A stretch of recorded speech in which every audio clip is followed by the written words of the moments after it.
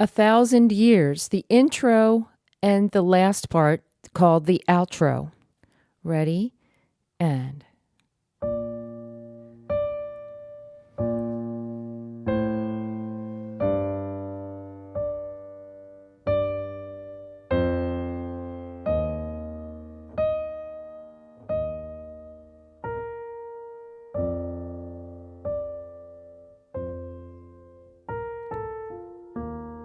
that's where the singer begins, but we won't learn all that in this particular arrangement. Now we'll skip to the third line, or we'll go to the third line. This is after the singing ends. This is the end of the song. I wrote it right here. You'll actually play it an octave higher, but it's easier to read here and you'll see my hands. So I'm going to play it right here first. Ready? Third line and...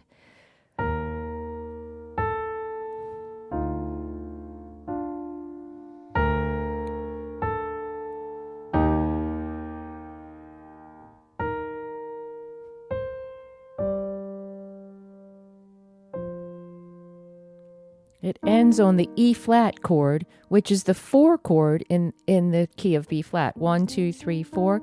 We end on the 4 chord, which is very interesting. It's not a B flat chord. We're in the key of B flat. Okay, let's go back to the third line. And that will actually be played the right hand an octave higher. You can't see my hands, but it'll be played up here. Don't worry that you can't see my hands. I just want you to hear it. 1, 2, 3, 4, 5, 6. And then back as written on that same E flat chord. Now, in working in 6/8 time, remember that an eighth note gets 1 count. There are 6 counts to the measure because that's the top number. The top number tells you the counts per measure, which in this case is 6. And the bottom number tells you what kind of a note gets 1 count. In this case, an eighth note gets 1 count.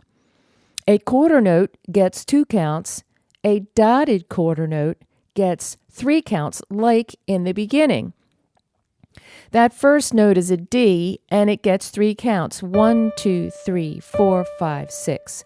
So it's 1, 2, 3 on the first note. 1, 2, 3, 4, 5, 6. Now write in the counts for the rest of that line, or at least another measure or two, so that you can know how to write in the counts. Write them in just like I did for the first measure. So almost the entire intro, this is so cool for an example of how I can teach you to play in 6/8 time, because over and over and over you have the same rhythm here. And oh my gosh, this song is one of the most played songs nowadays for a bride to walk down the aisle. It's just so touching. I love it.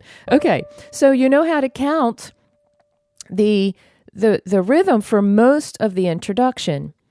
Figure out those notes, and here it is. And try and play it with me this time. Ready? And 1, 2, 3, 4, 5, 6. 1, 2, 3, 4, 5, 6. 1, 2, 3, 4, 5, 6. E flat, that's a black note. 4, 5, 6. Stop there. Remember, all the B's and E's are flat in the key of B flat. Second line, we have another E flat. Ready? And 1, 2, 3, 4, 5, 6. D, 2, 3, 4, 5, 6. 1, 2, 3. Now, these are eighth notes. There are 3 eighth notes put together. It's not a triplet. It is 4, 5, 6. They each get their own count. So the notes are B flat, A, F, and that's the end of the introduction for the right hand anyway. All right, stop the tape and practice that. And when you're ready, now we'll start on the left hand from the beginning. This is middle C, this is B flat. We're starting on this B flat right here. And a dotted half note, which is what that is in the left hand. Now it doesn't get 3 counts anymore. In 6/8 time, everything is doubled from what it is in like 4/4 time or 3/4 time. Anyway, now it gets 6 counts. 1, 2, 3, 4, 5, 6. 6. All right, so put your, I don't know. I didn't really think about the fingering because, start on 2. That's fine. Really, whatever's comfortable there. All right, so you'll hold that B flat 6 counts. Ready? And 1, 2, 3, 4, 5, 6. Now, in the next measure, it's another B flat. And, of course, you already know that these dotted quarter notes get 3. So let's play the next measure. Ready? And 1, 2, 3, A, 2, 3, down to G. 4, 5, 6. Of course, that G gets 6 counts. Now, move your second finger down to the G, because then you'll have enough fingers to, let's see, can you see past that? I think you can see down there. Okay. Anyway, 1, 2, 3, fourth measure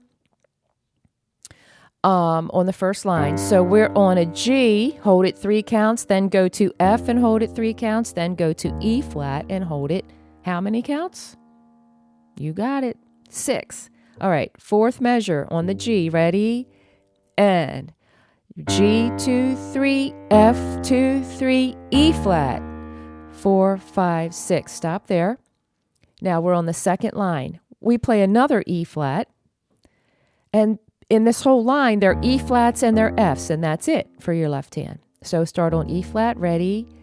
And 2, 3, 4, 5, 6. F, 2, 3, 4, 5, 6. 1, 2, 3, 4, 5, 6. And then you're into the verse right there. And we're not really learning that verse. That's just to show you where it comes. Okay, now we are on the third line. Let's continue with the left hand on the third line, the outro. After the singing ends, this is what you'll hear at the end of the song. So that's an E flat, and then you go down to D. We haven't really read down there, I don't think, very much. So that's a D way down here. You have E flat, D's, E flat for that whole line, and you count each one of those 6 counts. Here we go. Ready? And 2, 3, 4, 5, 6. D, 2, 3, 4, 5, 6. Same note, 4, and then back up to E flat. 4, 5, 6. Now for the last line, you come up an octave. It's written not way down here, but here. Here we go. Ready?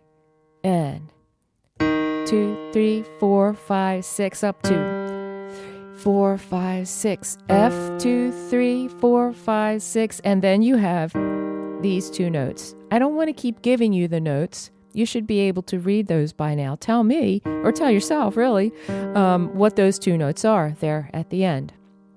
It does make the basis of an E flat chord. All right, now we're going back to the third line. And we have B flat, and then A. Each one of these gets 3 counts. Ready? And B flat 2, 1, 2, 3, A, 2, 3, and then it's supposed to sound like that because then it resolves. So you have, and you know that each one of these gets 3 counts. So it's from the outro on the third line, second measure. Ready? And 1, 2, 3, 4, 5, 6. 1, 2, 3, 4, 5, 6. Again, you'll actually be playing that up here. It's very tender and delicate. What a gorgeous tune this is.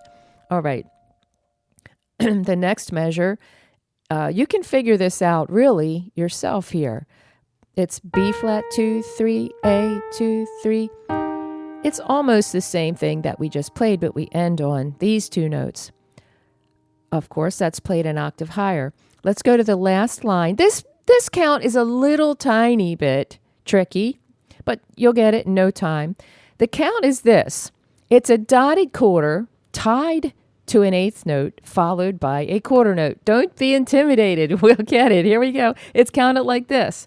1, 2, 3, 4, 5, 6. So you play on 1 and 5. 1, 2, 3, 4, 5, 6. And in the notes, it goes like this. 1, 2, 3, 4, 5, 6. It's cool because the rhythm catches you off just a little bit there. Very, very cleverly written by Christina Perri. Then you go up to D and hold that 6 counts. Then you can play the C and hold it for 6 counts. And then you come down here for that. Now, that's a lot because we're not really used to counting in 6/8 time. So I'm hoping this all makes sense. Wow. What would be the most helpful for me to do? Let's play the outro together. Try and play it with me. Of course, you'll be up here. I'm going to play it here. All right, on the third line, ready, and 1, 2, 3, 4, 5, 6. 1, 2, 3, 4, 5, 6. 1, 2, 3, 4, 5, 6. 3, 4, 5, 6. 1, 2, 3, 4, 5, 6. 1, 2, 3. And then you have the E flat chord. Of course, you'll practice this hand separately, and you'll know each one very, very well. Then you'll put it together. Then, as always, then we add the dynamics. You can only, I can only handle so much at one time. You can't put everything in at once. Now we're ready to put in the dynamics. You'll start tenderly. The whole song is tender, but you'll start soft because that P means soft. Towards the end of that line, you crescendo a little bit. You get just a tiny bit louder. And then you diminuendo on the second line, just a little softer. It's just to give it a little oomph there. And then towards the end, you can add your own dynamics. Just keep it all tender and think of someone that you've loved for 1,000 years and put that emotion into the song. Together, you and me make perfect harmony. I hear a rhapsody